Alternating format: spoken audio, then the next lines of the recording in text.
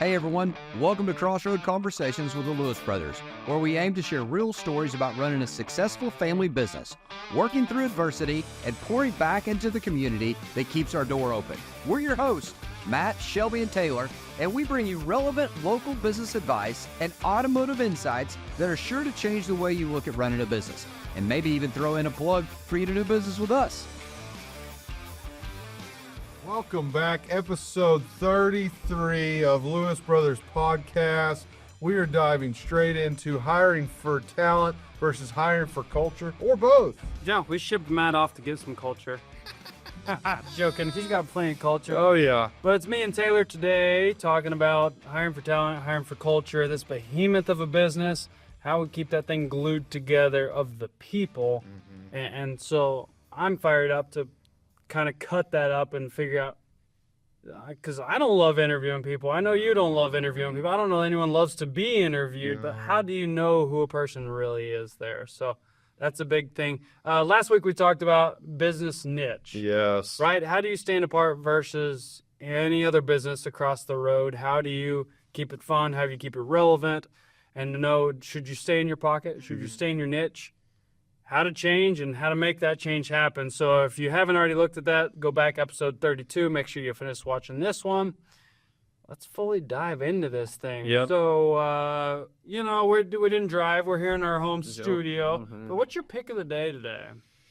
Oh, my pick of the day, and it's coming by today. I'm so excited about this. It's the all-new redesign, the original family truckster, the Ford Expedition, the 25 model, and there's so many new features.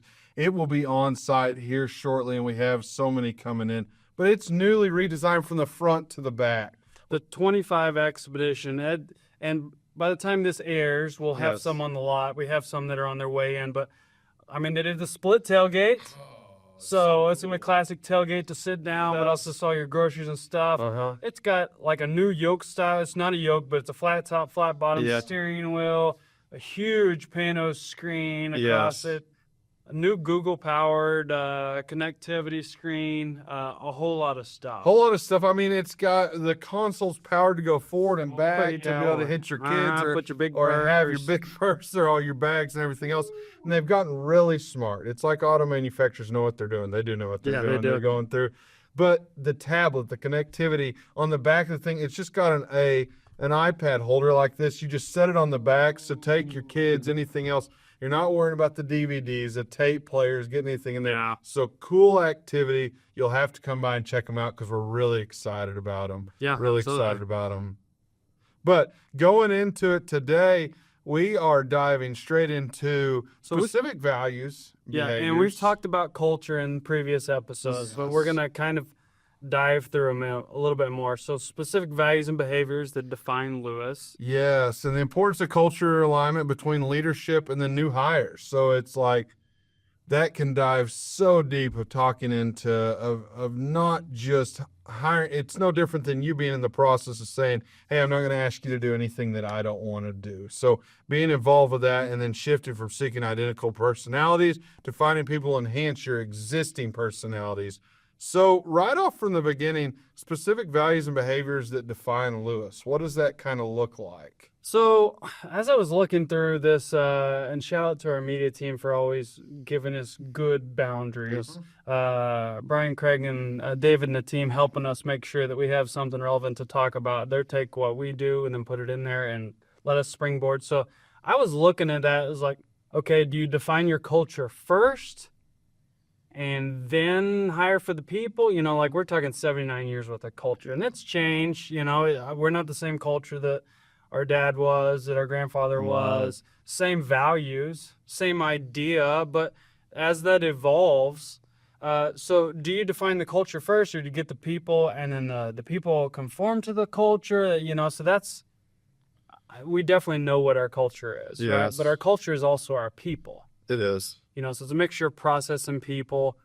So specific values, like when you're talking to people, can you tell they're going to line up with our values, or is it like, hey, we're going to have to bring them into our ideas and our values? I mean, that's really hard. I would say they have to be, you definitely have to see that they're moldable whenever you're talking to them, because if you go into an interview, like Shelby said, not that we don't like talking to people. I love conversating with people when it's about our business. Outside of work, I don't want to hardly talk to anybody, but love being a part of the business and then bringing people in. But whenever you sit down, you can't be too closed-minded because you'll never find anybody that really you can get on the team that's, one, you think good enough, two, that's going to conform to what you're wanting it to be. So, yes, have those expectations whenever you're going into that, but no, hey, I've got to have a little bit of an open mind if they're moldable. If they're not moldable and they just run away, and all of y'all know of interviews you sat in that people just the whole 30 minutes nonstop talk, and like you just want to like after 3 minutes you're like, you know what, I gotta go. You validate and how that's really good. But thinking on, and I saw this question, I love that, shifting from seeking identical. Yes. You know, they say opposites attract in relationships. We're not necessarily creating relationships. You know, we're creating working relationships. Yes. Generally, like-minded people like being around each other. They do. Like, hey, I like sports, or hey, I like selling cars, or hey, I like to go out on the weekends, or whatever it is. And you kind of, and we've talked about this as we've grown in the business and hired new areas and created new jobs that we didn't have before.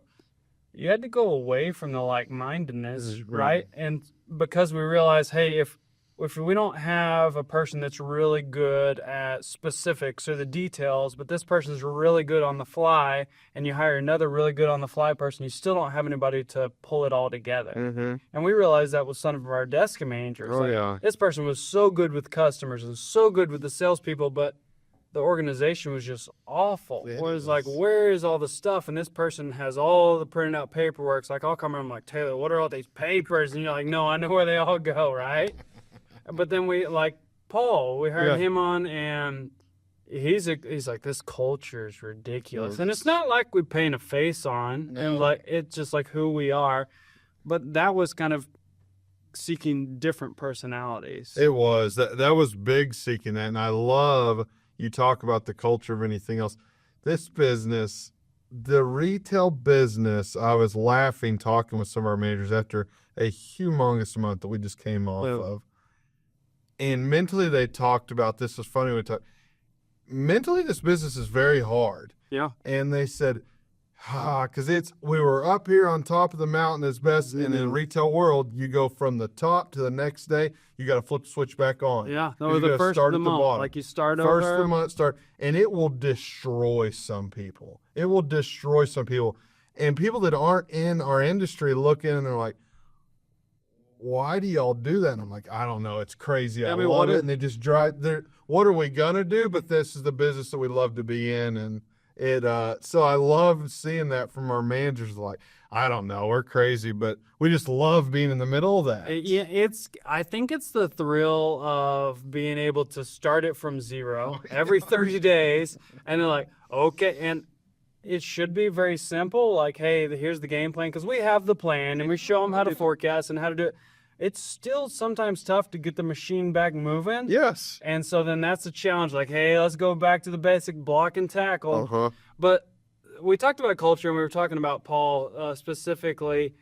In Ultimate Challenge, on Fridays, I don't know where this came from years ago, but we did Cancun Friday. So what does a Cancun Friday look like? Cancun Friday is absolutely what you would think. It's anything beachy, weather attire, lake attire, anything else, so like water they're related. Wearing, like water, yeah, the they're employees wearing, are wearing. Yes, and we're talking everything from a Tommy Bahama shirt to a Cancun shirt to toucans to pineapples to Oppo suits, which you've seen us wear around. But Paul, he just about lost us. We talked him into ordering a suit. And so, like, we have to pause there. Paul came from another dealership group, super organized, very OCD of putting things together, and, like, very, like, as it should be. And so then the Christmas suits were the first suit. And I was like, hey, Paul, Christmas is coming up. You got to get some suits. He's like, suit? What do you mean? I have to wear a suit to work? I was like, no, not that kind of suit. Yeah. And he was so hesitant because he's an early riser. He's here, one of the first to be here. Yeah. And so then he thought he was Happy Gilmore, 9th green at 9, and show up in a Christmas suit. I gave him the link. I showed him where to buy it, told him how to size it. Yes. And he was like, are you sure? But he was new enough that he was like, I better listen. Yes. Right? And so it's funny because we've done it so much, and Yep. it's been a while because of, the lack of cars during COVID.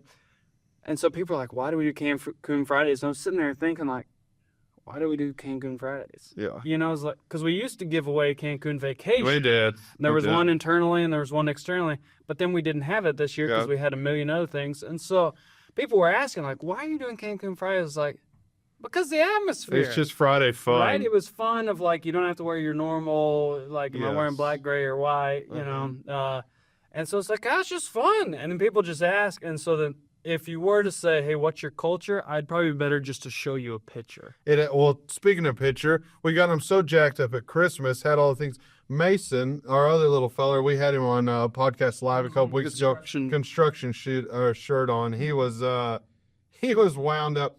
He was so jacked. We'd taken a picture by the tree. His mom, is either his mom or Paul's mom, one of the two, sent us a framed photo of the whole group of everyone Yes. pictured together because of the culture. And they said, Mason's mom, it's been in other dealerships outside the world. She's like, this culture is like no one else. She's like, what is going on? We looked like we were straight like advertising for gimbals or something. Like, I don't know what in the heck. But, we spend a lot of hours. You go from hero to zero. Yes. And if you have some people, especially that are like-minded but have different drivers, that's where this conversation started. Like, this person is really hyper-focused in this area. And so when we're interviewing, we're like, we can, if they're a positive mindset, they're happy to encourage others, they work well with others, they're not going to lie, steal, or cheat, they're not going to holler at people, That's the biggest still. and they're hard workers, we can help them with the culture, right? Because they're going to come in like, oh my gosh, because he thought I was totally just putting him together. But at the end of Ultimate Challenge, I remember March 31st, we were sitting there, just worn out. Just worn out. About as beat as I felt like at the end of a 100-mile race, foot race.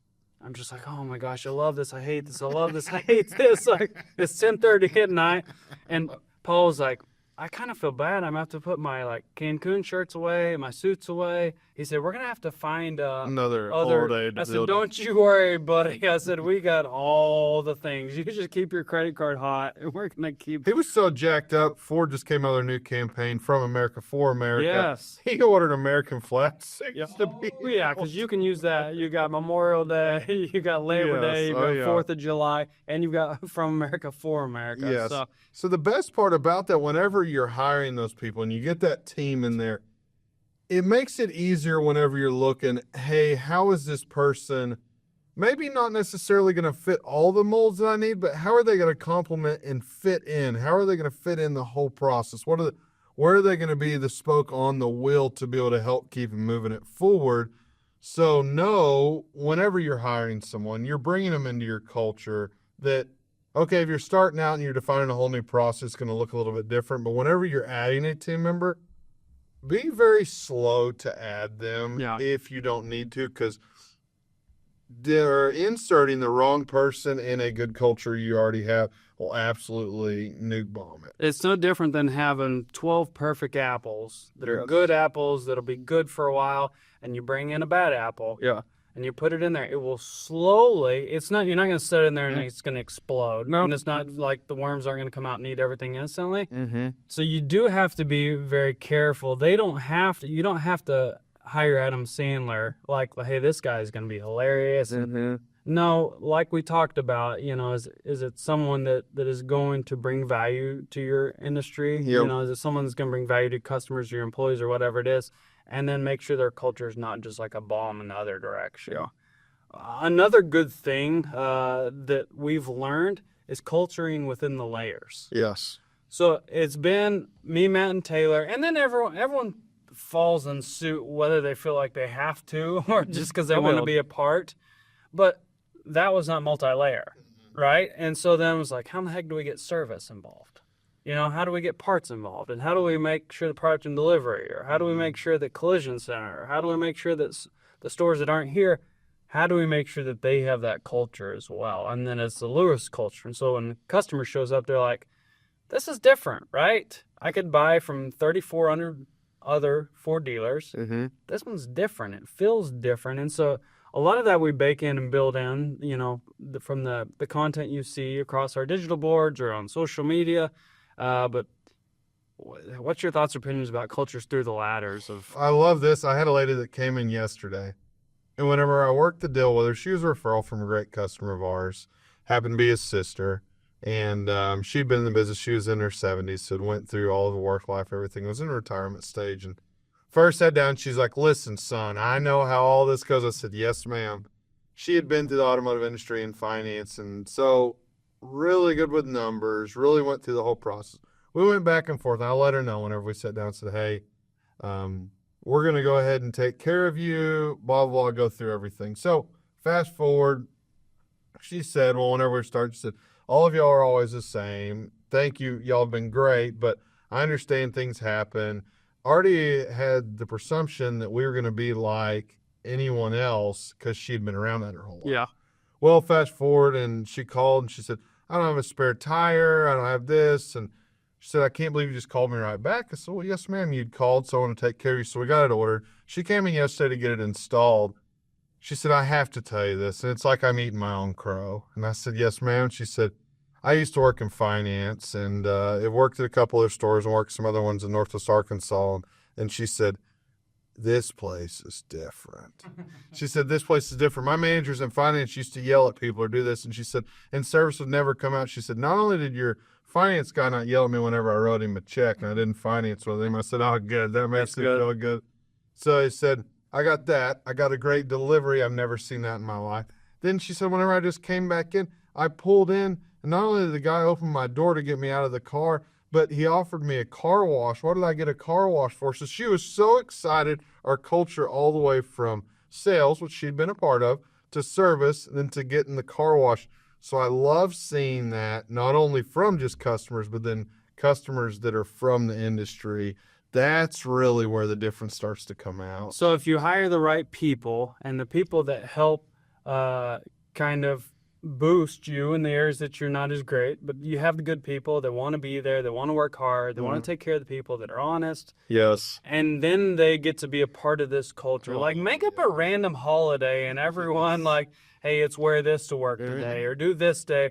And it won't happen the first time. It won't happen the 5th time, but the 10th time they'll be like, okay, this is here to stay.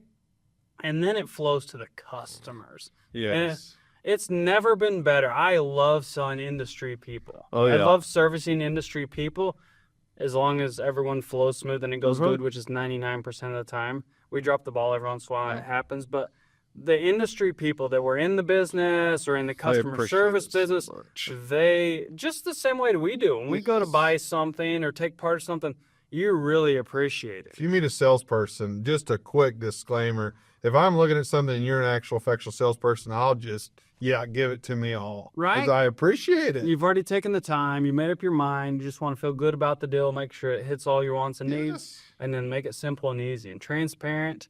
And so that's, if you're just tuning in once, you can go all the way back to probably episode 1 or 2, and you can see how we came about this automotive business and how we designed this whole new campus.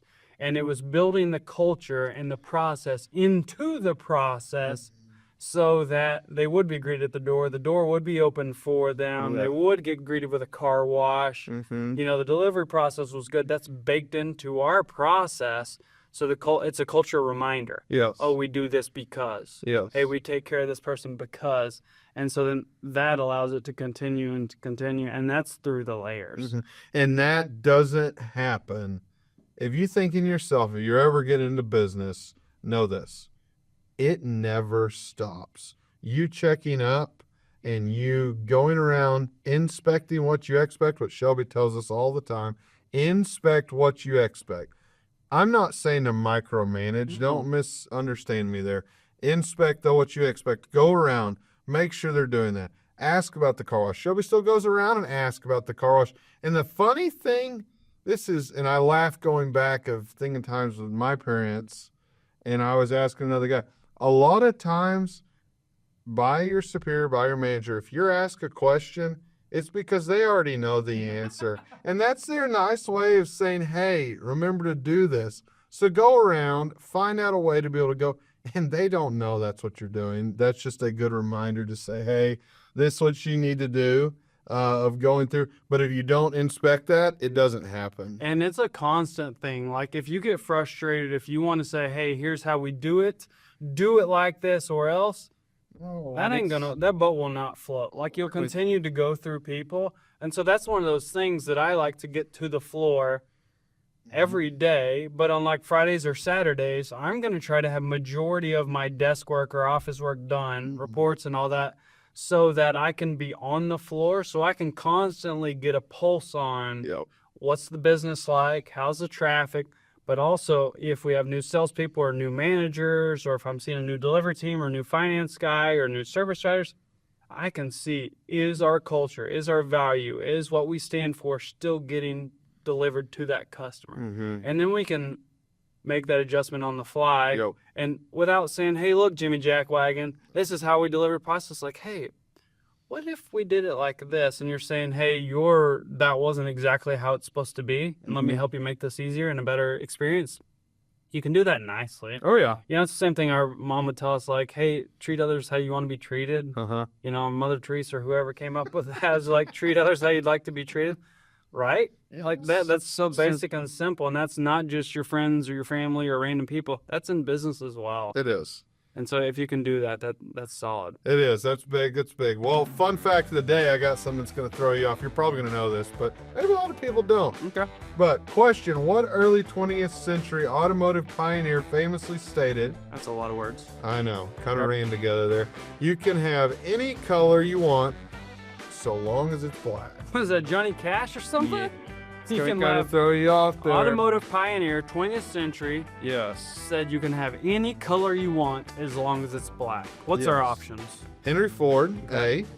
B. Carl Benz. I don't even know if that's a name. I'm gonna say that's Mercedes-Benz. I don't know. Has to be. C. Ransom Olds. Excuse me?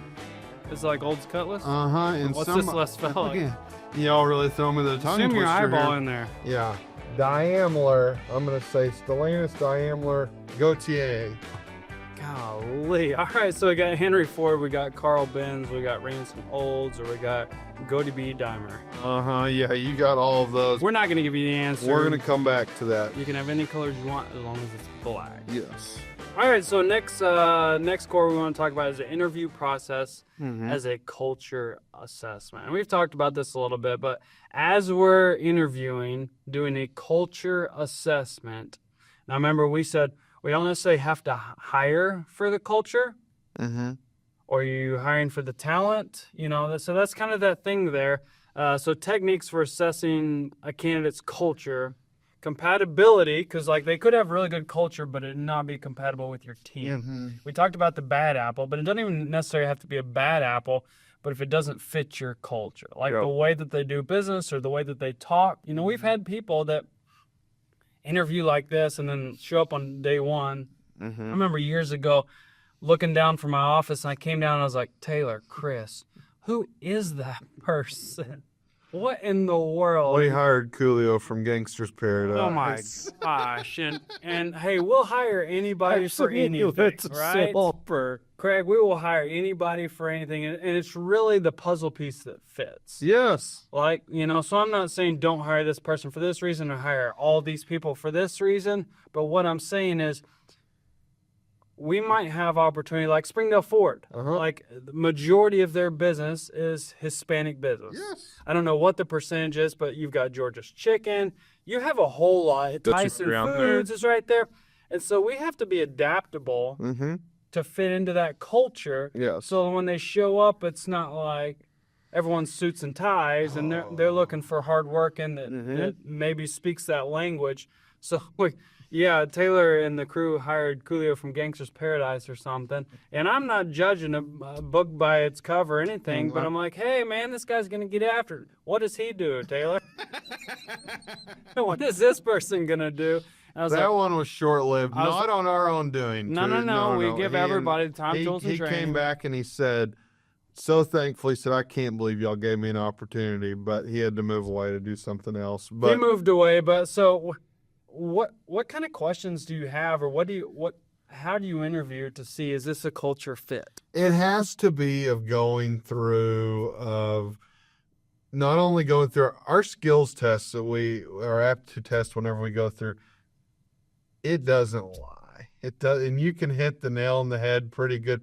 Now, you can be close to and see maybe it'll work in there, Yep. but you can look at the skill set on the last page and see, depending on what you're looking at, and it'll tell you, hey, this guy is a go-getter, and he can get it in sales, but he has a terrible temper, and he's not going to work in there. And you can see that. I've been in many interviews with guys that you can ask them the question, knowing what they're going to say, and they say what you think they want to hear, and it's completely opposite of what their skill says. So to break that down, so we give everyone and it's called a bunch of different things. Yeah. But it's a skill set or an aptitude test, and it's kind of what you're naturally born, if you're type A or type B, type C, whatever.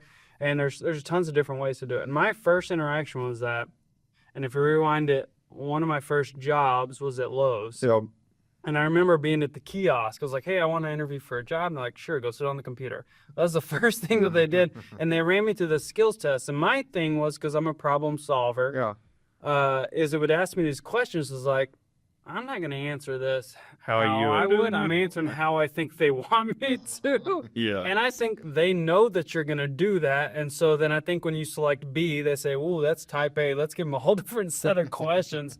So it's set up when it's for sales or when it's for service or customer service, that test is tailored to that. Mm-hmm. And so then what you're saying is we get to look at the results. Yes. And it's like a 20-page summary, but you can go into negotiator, you can go customer service, you can go to, handling conflict resolution. Yeah. And it ranks them, 0 being you have no chance of making it, and 100's you're really good at it.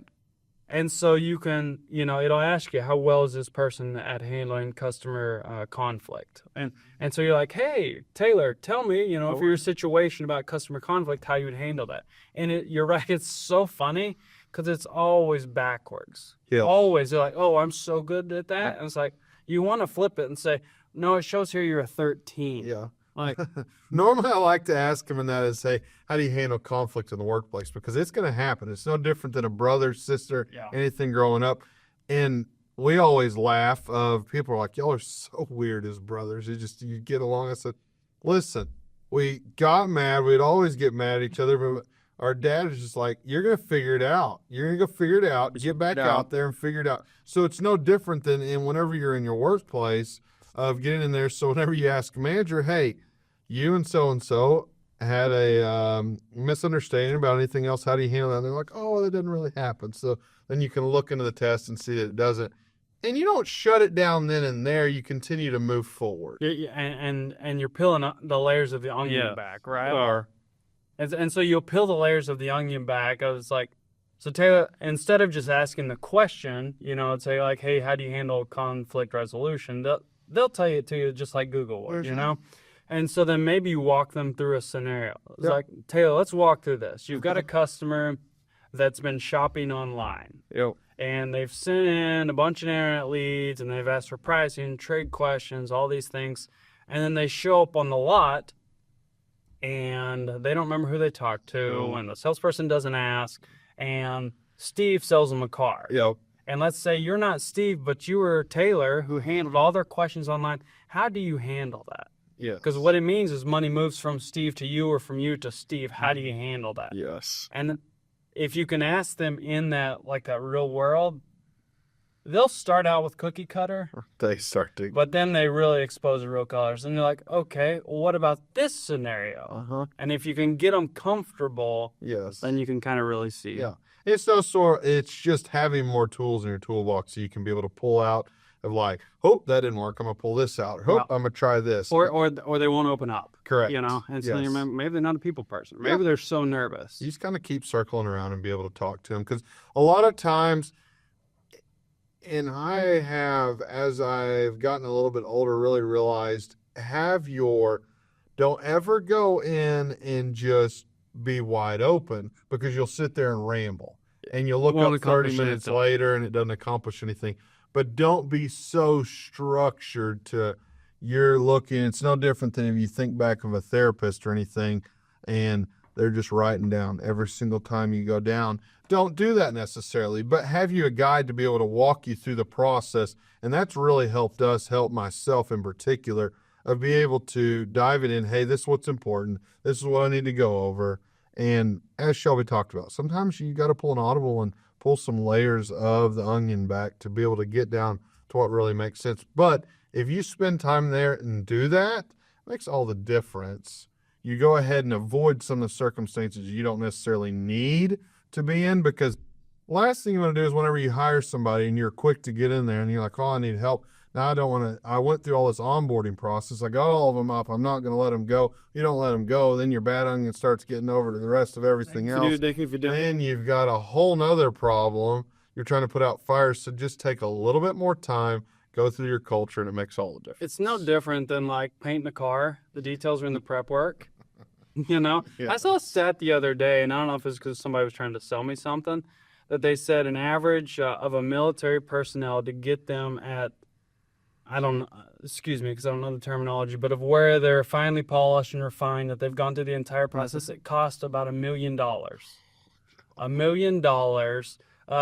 So you better be very mindful of that person. That's probably in the PT test and early of them making sure that we have a person that's able to handle it before you invest, because it's the same thing in an interview process. You better make sure that person has a willingness to work, won't lie, steal, or cheat. It's going to be nice to people, treat others how you want to be treated. It's going to show up to work on time, look presentable, and be willing to learn, be willing to listen, slow to anger, slow to speak, before you really invest in them. And so another thing that I generally will pay attention to is ask a question and take notes, but I'm watching their nonverbal communications or your gut feeling. Yes. What's your thought on that?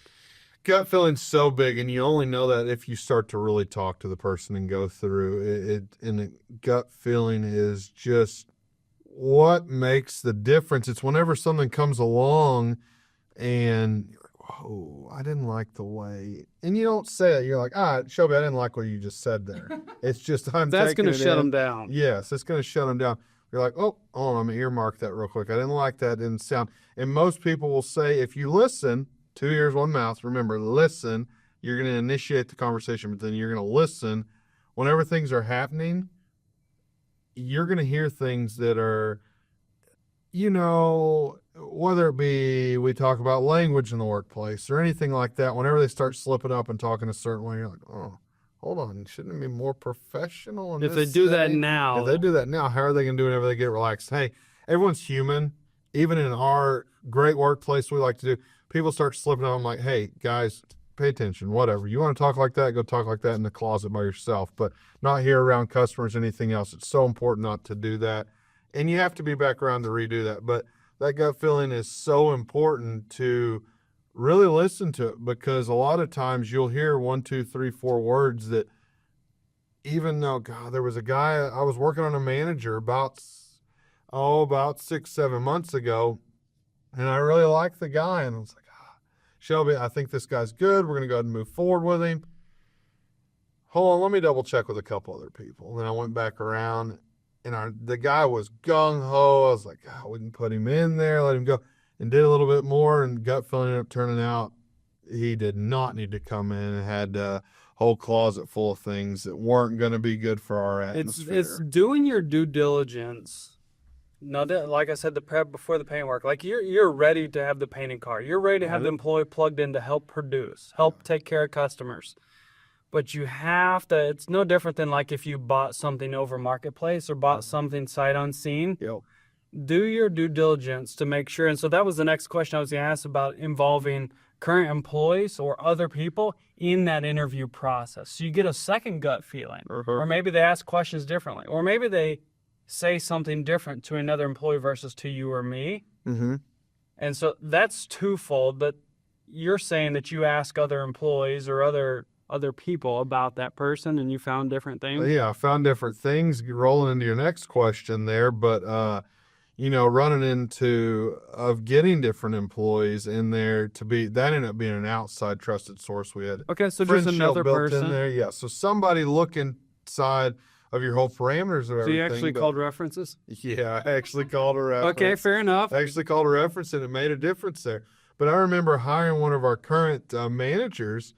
I looked at my other managers, and I was like, all right, we've got two applicants here that I've narrowed it down. I hadn't decided yet, but I want you to interview. And they looked at me and were like, me? You want me to interview? And I said, yes, it's so important because y'all are really close. It's a really Like a close flip, group. right? Yes, yes. Like you're in or you're Yes, you're in or you're out. And I want them to be in because we need to roll. Yeah. I'll We be on need the to same roll. page. Yes. It was, So if you had them interview, what did that do? of getting them in there. One, it got their buy-in was the biggest That's deal. It the got their most buy-in. important part. Yes, it got their buy-in, which was huge. And then I realized that they didn't like something right off the bat. Or, on one of the guys that didn't end up hiring, he wasn't my number one pick, but didn't end up hiring. They had told me a couple things that I didn't see that they didn't like about the guy. That they kind of, because as being a Lewis brother or anything else, a lot of times, and I'm really receptive, I'll talk to anybody, but still even being a Lewis brother, you don't hear the same as Joe or anybody else would over here. So including them in there, they just get to talk about it. Yeah. And so then involving the employees in the process, you get to hear a little bit deeper of what the person's really like. Yeah. So that was big. That's really good. And I said 2 things, but then I picked up a third. So 3 things there. So first and foremost, when you're hiring someone or making a change, number one, involve your people. And that by involving your people, that gets buy-in. So no one says that you can't go out and hire as many people as you want and you plug them in. But you're going to have resistance. We see it in the sales team because we're not going to let the salespeople interview the other salespeople because that would just be chaos. Yes. They want to, but that's not money well spent on their part. No. But we will as managers because they're going to manage those people, technician of a service manager or a foreman they're interviewing because they know, hey, they're going to have to work on them. So it becomes their baby as well. Yes. Hang on. I said, yes, I want that person as well. So I better make sure I'm committed.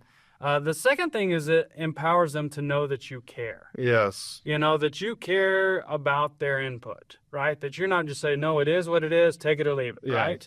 And the third thing is maybe you realize something about your manager of how to help control and to drive and to fire them up. Because they might be telling you about Petey who we're interviewing, but then you learn kind of their demeanor and it's like, hey, and so then you get to help them because what that conveys over to is their one-on-one with their teammates. When they're working with their team or with their techs. And they're like, man, I hate interviewing. It's like, well, yeah, no one overly loves interview, but how do you dissect that? And so then maybe what they learned in that interview, whether you hired or did whatever you did, then with their one-on-ones, you can help them to coach and to talk through how to properly talk to people and how to get good things out. And you're not just checking all the boxes. Yep, I asked him all the questions. He's not a felon. He's got a good driving record. Says he can pass drug test 2 days from now, and we're good to go. Yep. It's like, wait, hang on. There's more to it, right? You hit the nail on the head there, and it's so important to know this, that anybody can throw anyone in and just let them go to work. Yes. But to make a team special, it's no different than a football team that wins all these games, anything else. There's just a little bit difference of how you control the process. And if you want to get the most squeeze out of it, get the most production out of your racehorse, you got to know how to, not only your salespeople, but your management team, how to encourage them, how to help them, what's their drive, what's their why, and be able to encourage on that aspect, and then they start to shine, and it goes down to your team after that. That's the difference it makes whenever you dive into and include your employees in the process. That's such a good thing. And we talk about this as our business is rapidly growing. And so we're figuring out of hiring personnel and making sure that they become one of our culture, not because it's a cult, because it's a culture and it's what the customers, like you said, enjoy, and it's a good process and it's proven, and it's not just ours. We've learned it from all these people. But to make sure that you slow down and they understand that process and that process gets built, because it can so easily go bad, that culture. So that interviewing process is so good of gut feelings, of nonverbal communication. You know what I like to do? I generally will not do it at a desk. Yeah. It's funny. I'll sit in the waiting area. I want them to know that they have my time. I don't like the stuffiness and the formality of a desk. I feel like a person won't give me their true, and I won't give them my true time. And so it might be I've got a seating area in my office where we just sit over there. I'm like, hey, do you care if we sit over here? Like, or hey, can we? If I had my ideal interview, it would be probably be running. But if it was, if everyone wasn't suitable to be running, and I'll run with anyone at any pace unless they're way faster than me, then I'll try. Or on a bicycle. Yeah. Some of the best conversations I had have been on bicycles, because it's like you're stuck here in it. Like, okay, let's conversate and let's make it relevant and let's make it good. So a moving interview is one of my favorites, and so I can see how the nonverbal communication of how, if I'm hiring a lot porter, if I'm hiring somebody, like, are they efficient? Like, did they just go around that whole section? Or did they hold the door open for someone? There's a lot of nonverbal cues. How did they greet with anyone else that they passed? They rubbed shoulders with, or what it was. And I can see just a whole lot in how that happens. So get out of the formality of just a desk, and then take them around and introduce them to a couple people and see, if other employees are like, I know that person, or they've got that look on their face. Like, you need to, don't pause and say, hey, Taylor, hang on right here. I'm going to go ask Larry. He looks like he hates you. But later, you could just make notes and say, like, hey, Larry, I see that, like, did you know that guy? He's like, yeah, I love that guy. It's like, okay, what do you love about it, right? Or like, hey, watch out for that. Because gut feeling is gut feeling. And we've seen it 100 times, and some salespeople, it's like, dang it. Yeah, It's so like, another manager didn't take the time because the hiring manager didn't go and looking for the ask easy him. button. He said, I told you not to hire that guy. Don't let your guy sink over Like, there. generally in your aptitude test, your skills assessment test, you are what you are. Yes. Right? You know Every what I mean? time. And we'll bring you in and surround you with a good culture, but that's really good. So the interview process is a culture assessment and also a skills assessment there. Because we can, as long as your culture's not just you're way over here. And I'm not saying that we all have to be the same and look the same. No. And so we talked about Springdale Ford, and we talked about, like, and, as carefully as I can say and do this, like, we might as well do that, what's that show, The Voice, where they're looking the other way? We might as well be doing that, as long as you look presentable, and that's totally a questionable thing, what presentable looks like anymore. But, you need to be presentable enough that you don't scare people away. And that's a questionable thing as well. You need to be clean, and those things, whatever, without going down a trail there. But we'll hire the fit for the job. For the fit for the job. Like, I love Wiley is one of our technicians in our Quick Lube, and she's amongst a bunch of guys, and she fits right in and does so good. And then we have sales professionals that are females in our Chrysler store, and so people were like, hey, why don't you have more of these type of people? Or why don't you have, it's like, we're going to hire whatever fits. And so if that person comes along, he, she, they, them, this color, that color, let's sit down and talk. Absolutely. Like, I want to be able to, and I'm not saying, hey, I need X number of these and X number of those. No. It's the shoe that fits. Correct. And I'm not meaning like, hey, I'm only looking for this kind of shoe. I'm looking for someone that fits in our culture. Absolutely. That will help us rise up. And that culture check, you talked about, like, the guy that slips up and is hollering or cussing. I need people sub-layer that check them as well. It's like, whoa, no, well, hang on, dude, you okay? Like, why are you F-bombing that person? They didn't need that. That doesn't need to just be us. So our culture should all know that. So yes. Absolutely. What about our fun fact quiz? So you can have as any color so long as it's black. I know the answer, obviously. Okay, because what's the answer? The answer's a good old Henry Ford. Henry Ford. Because, so that was when, I guess, I'm a little bit storytelling, but that he was working on an assembly line, right? And so he was just trying to formalize everything as much as possible to say, hey, you know what? In the assembly line, we're going to make this so they process through quickly, because they used to be just totally hand-built one off. And he's like, what if we kind of did this in a line? We get to see that. In Detroit, they have in an area that has some of that assembly line, Model A and Model T. And they said, hey, you can have whatever color you want as long as it's black. Yes. Which is really cool there. So I love that. Good history. That is big. All right, so last piece, balancing talent and culture. Which one comes first? How do you prioritize that? And so maybe, I guess I'll give you the potential risk of hiring just for culture. Like, if you're just hiring Chris Farley, God rest his soul, good guy. or if you're hiring just for skills. I'll tell you the biggest deal we've ran into this. We've had multiple that have been great employees over the years, but are so bought into culture, we lose the efficiency of task or anything So they else. don't, Yes. they're just loving the culture, They but just they love don't the have the culture. ability to go to work. And produce. They can produce, but you're having to go through and push them. But on the flip side of having that, the producer just like a-holes, not paying attention to anything. And you're like, whoa, whoa, whoa. So you got to have that perfect balance. You can't have one or the other. It can be weighted heavier on one side, that one's a little bit, hey, and they're never going to be right down the middle. They're right down the middle. That's one of us brothers that knows how to handle either side of it and can bring that. But the biggest, I mean, I'm going to say I would lean more towards having the talent and they're moldable to the culture. Like they love the culture, love being a part of that, but then they've got that spark, that drive in their step that's going to, hey, I'm going to produce and I love being a part of this. I want to be involved with it.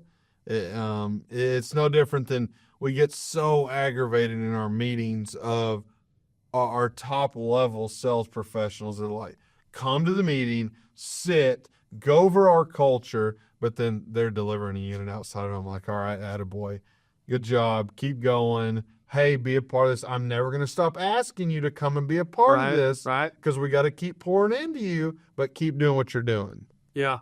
That's so good of like, okay, so you hired me to do a job. Do you want me to do a job or do you want me to class clown? And it's like, well, both.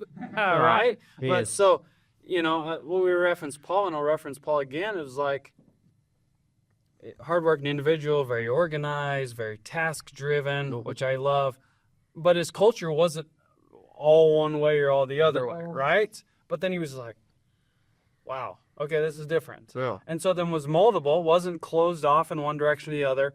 It was awkward to him. And then now he's just like a chain link, clicked in and just going. So then he's a reflection of us. And that's one of those things of just, I would say, hiring for talent is your better bet, because you can, if you have a good enough culture They'll conform to and it. you have a large enough culture, they will fit in with that and they'll add their piece. You know what I mean? Like it might be artwork that's all green and blue, and then you have someone that comes in that's yellow, and I'm just talking just random colors. Then the color changes, and you're just like, oh, okay, that works. That is a different type of comedy, or is a different type of personality, or greets customers differently, or takes care, like one-on-ones. We talk about that constantly with our team. And so we're like, hey, make sure you go in and check on your teams. They're just fuses. Like, you got to make sure the fuses are on, and then you can say, how are things going? Did they have a flat tire on the way to work, or something going on with their family? Like, has a, down the chain, you got to make sure those things are good. So then one person might be better at talking to them than the other. If we've seen that, there's like, okay, this person's better in one-on-ones, this person's better at closing, this person's better at efficiency. But you have to know how to, like, if you didn't overly know me and I wasn't whining or dying, which I don't, it's so rare that I would do, and you just caught me in one moment, you'd be like, God, that guy has no personality. He's totally just like, go, go, go, go, go about efficiency. But if you're around me long enough, you know that there was a mixture, and one is easier than the other for me, right? And so, like, Taylor's way more personality, and I'm like, Taylor, efficiency, efficiency, efficiency. And he's like, yeah, I'm getting in it. And so he's way better off of, like, meeting and greeting with the people and all those things. And then I'm, like, targeted towards the efficiency. But you have to find to be adaptable. So it's not to say that you do or don't have it, but the people around you will help those colors come out. And the biggest deal there you'd hit on, I love, you can take anyone and insert them in, and no different than like going into horses, or if you're in the middle of, you get an old, just steady as far as process. So if you're not inserting yourself, make sure there's another manager. But no different than I brought on a manager that was young, wild, excited, and I was like, hey, Shelby, I think this is going to be good, but I know I'm going to have to sit right beside him for Bring some good energy. a year at least, to like, hey, here's your rope. You can run as hard as you want to, but when the rope hits, you're at the end of your rope. We got to come back into it and keep them structured. Like, Hey, you tried that? Let's try this. Hey, Yep. let's try that. Let's try this. And there's a lot of give and take there, but you have to be, if you're going to bring people in, no different than what you said, our culture, if you have a good culture and you're really, you're wanting to really make sure that the culture stays around everywhere else and you're involved in it, anyone you bring into will adapt to that every single time as long as it's a strong culture and you're involved in it. Yeah, and so you have to kind of do a risk assessment on just bringing pure talent versus bringing pure culture. And I don't know how many times we've said culture. There might be Brian will come up with a culture count for us, but we've definitely hit it many times. But it is so important. A couple weeks ago, we talked about we're not in the retail business, we're in the experience business. They are. And it's about making sure, without me saying culture again, it's about the culture, and that's the experience. It is. And so you have to, can that person rise to that ability? Because not everyone's made to go work at Walt Disney World, right? No. And just like be okay with the lines and put the Mickey Mouse ears on constantly and do all that. But the people that are able to fit into that, and maybe have never had the opportunity to go that far out there, right? To wear a Christmas suit or to, bring out the pink suit. They've never had that opportunity, but they have a really good skill set. Mm-hmm. Then that takes the monotonous of the day in and the day out and the day in and the day out. And so then you get to have fun. Because at the end of the day, if we just sold a crazy amount of cars and serviced a ton of cars and everyone was doing good and making money, but it wasn't a culture, or a good culture, oh my gosh, like it would be a revolving door of people, of employees. So you have to find that balance of like, okay, and we've talked about the volume business. Like, do you want to be in the volume business or do you want to be in the crazy quality of just like, people that sell high-end cars say I can make a lot more money if I sell high-end cars and just do a few? Like, okay, I kind of want both, but let's find that fine line there. And so that new manager is like, he'll go real hard in this way, or another manager go real hard this way. Is like, if they're young and willing to adapt, then you could say, hey, let's try this. But you have to keep your thumb on them. Oh, you do. Because it'll go wild, and he'll run off some salespeople, or they'll run off some technicians if they're just willy-nilly like, nope, they hired me for efficiency. Here's your efficiency. You took 13 minutes on your smoke break instead of 10 minutes. You're out of here. It's like, hang on, like, but you turned in 100 hours last week. Yep. So totally realizing that. And another note is the importance of clear communication about expectations. You have to be where you go into that. You have to. A lot of people don't want to take the time to be able to do that, but then they're quick to get mad whenever the person isn't doing what they expected them to do whenever they hired them. It's no different than whenever you ask us saying, hey, of the 3 T's, whenever I look at either moving somebody or hiring somebody, I've given them all the time, tools, and training to be able to be successful at what they're doing. We are the worst of going in, and it's just, I think this whole industry, and it's probably guys in general, of taking time to document and go through it. And it's always in passing. Hey, let's try to do this. Hey, let's do this better. Because we don't want to be confrontational and say, you're doing terrible at this in a nice way. We have to be better. So then whenever it finally hits that point and we sit down, they're just like, whoa. Yeah. And it flies off the handle. So you got to make sure that we do better at that, and we go through and document it, and you tell them those clear expectations. If you do that, it's going to make all the difference. You have to be super intentional on that, because I'm not going to say all men, but a lot of men are just like, don't overly communicate. And maybe women are like that as well. I don't know. But don't overly communicate expectations or how things, if we hit or missed or whatever it is, until it's really festered up. Yeah. And then they're like, whoa, just like you said, like, hey, that's a lot. And I am really bad, and maybe I'm on my own island, but in my philosophy, which is old philosophy, which is not as good, and I've gotten much better, but I can do it better myself.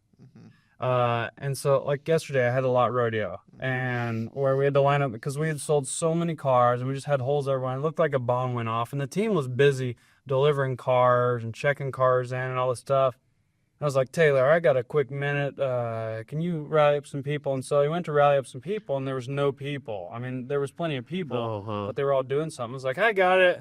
Like, I'll get my Topo Chico, carry out 8 boards and get some keys. And so then slowly, Taylor's like, you better get out there and help Shelby, because by the time he gets back moving 150 cars, he's going to be not happy. And I was like, hey, it's sunny, let's go hit this thing and line it up. And so I've just like, I had to be smart enough to say I need some help. Yeah. But then I had to be very clear. So then I could kind of be the train conductor, the conductor of telling people where to go rather than me moving the car. Because I knew I could move them faster. And I know that's egotistical, but it's proven fact that because I've done it so many times, I knew exactly the angle I wanted them, how far spaced, how I wanted the F-150s and the Expeditions, the Rangers and the Mavericks. But I had to say, whoop, hang on, back up. Let me clearly communicate expectations. Like, Taylor, we need to do a lot rodeo. You keep working on what you're working on. These managers keep working on. I just need bodies. Yep. And so then I could say, no, back up. I need you over here. Move those over there. Move it. And then it was more efficient. But if you, within your culture assessment of your hiring people, if you're not clearly, when you're interviewing that person, clearly giving expectations of, hey, here's what I think it needs to be. Here's what we're currently doing. Here's what we currently have. And this might change. Like, once we start, you might be way better at this than that. And we might say, hey, I know we hired you for this, but you're so good at this. Yeah. And so just clear expectations. So they're not like blindsided, like, well, I didn't think that's what you hired me for. I didn't think that I was doing good at that, or whatever it may be. So have those conversations kind of as it goes. It's like, hey, you're doing really good in this area. Could you try this? Or, hey, I'm going to completely take this off your plate and give you that because you're good at that. And we're not the best at it, but we so surround yourself with people that are good at that and then work on it, right? Yes. Communicate that and say, like, hey, at some level, if I'm not giving you proper communication, just say, hey, what can I be better at? Or what am I doing good at? Yes. Right? So that's super important there of knowing what to prioritize. That is absolutely. All right, frequently asked questions. Frequently asked questions. I don't know if we've hit them all, but there's a bunch of them. So what's something that people always ask you that you think we haven't covered in the last 33 episodes? Well, I got asked this again the other day, and it just is a testament, obviously, of everything we went through here. One of the employees looked over me. He's like, we just to finish up the car tower, and had done something else with another print that came out of overlay of everything, like an aerial shot of the lot. And they're like, how many places did y'all go? How long have y'all been working on this? And so it's so fun to go back over and talk about, hey, we went to over 100 different stores. There's over 10 years of planning. It was real deal. And they see more and more that wasn't just fluff as the project goes on, that things, our basketball court, pickleball court just popped up in the back. And I'm like, where did that come from? We're still going. And we're still going, and more. there's not stuff done after that. So fun to see. Not that they didn't believe us, but they thought it was just like, oh yeah, they're fluff. It's not a big deal. I get it. No, it's really a big deal, and they really did take that much time. So it's fun to get that question. See, I love that, and sometimes you get bogged down with that. And I was talking to one of the guys yesterday, and I was like, yeah, did you share the Lewis guarantee with those people? He's like, man, I love wowing the people with the car wash. He's like, you talk about it, but I don't think everyone does it. But it's fun to remember that it's somebody's first time to Disney World, and they've been open for a long time, and they've processed millions, probably billions of people. Yes. And so it's just a reminder of like, oh, the car towers are so cool. We're like, oh, you've got car washes, or oh, what's this? And so instead of being frustrated, it was like, oh yeah, hey, can I give you a tour? Yes. So jokingly, like our old store was like, hey, can I give you a tour of our new building from 1969? So that's a really good thing. I mean, just remembering that. Yeah, absolutely. So a lot of good information we went over today. Always make sure and check us out there at lewissuperstore.com or crossroadsconversationpodcast.com.